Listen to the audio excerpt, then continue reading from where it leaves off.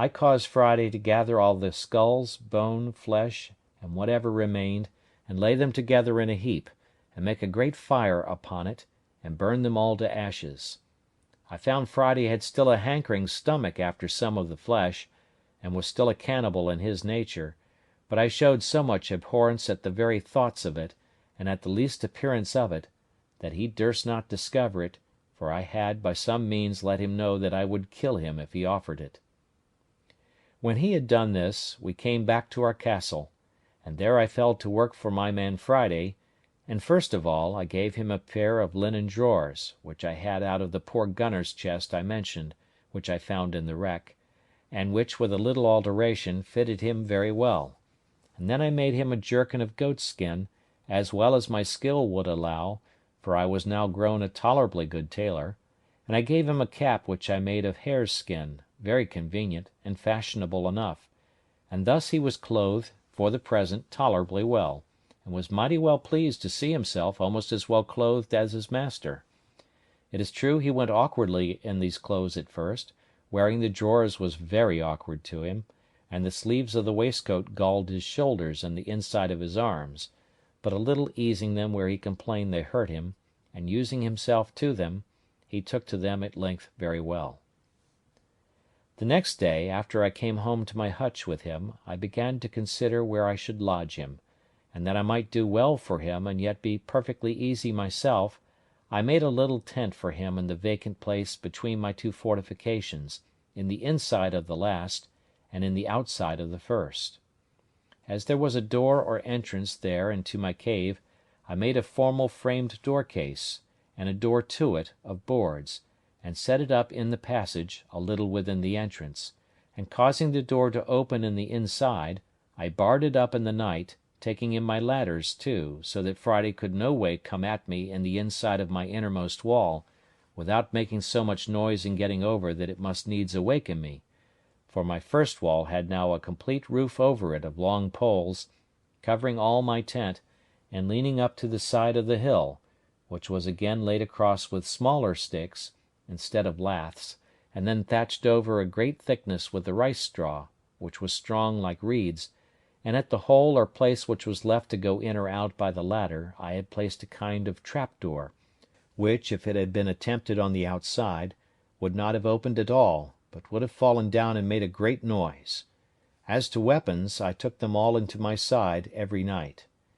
But I needed none of all this precaution, for never man had a more faithful, loving, sincere servant than Friday was to me, without passions, sullenness, or designs, perfectly obliged and engaged; his very affections were tied to me, like those of a child to a father; and I dare say he would have sacrificed his life to save mine upon any occasion whatsoever. The many testimonies he gave me of this put it out of doubt, and soon convinced me that I needed to use no precautions for my safety on his account. This frequently gave me occasion to observe, and that with wonder, that however it had pleased God in his providence, and in the government of the works of his hands, to take from so great a part of the world of his creatures the best uses to which their faculties and the powers of their souls are adapted, yet that he has bestowed upon them the same powers, the same reason, the same affections, the same sentiments of kindness and obligation, the same passions and resentments of wrongs, the same sense of gratitude, sincerity, fidelity, and all the capacities of doing good and receiving good that he has given to us, and that when he pleases to offer them occasions of exerting these, they are as ready, nay, more ready, to apply them to the right uses for which they were bestowed, than we are.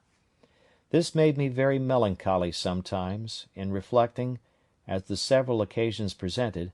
how mean a use we make of all these, even though we have these powers enlightened by the great lamp of instruction, the Spirit of God, and by the knowledge of his word added to our understanding; and why it has pleased God to hide the like saving knowledge from so many millions of souls, who, if I might judge by this poor savage, would make a much better use of it than we did. From hence I sometimes was led too far, to invade the sovereignty of Providence, and, as it were, arraign the justice of so arbitrary a disposition of things, that should hide that sight from some, and reveal it to others, and yet expect a like duty from both. But I shut it up and checked my thoughts with this conclusion: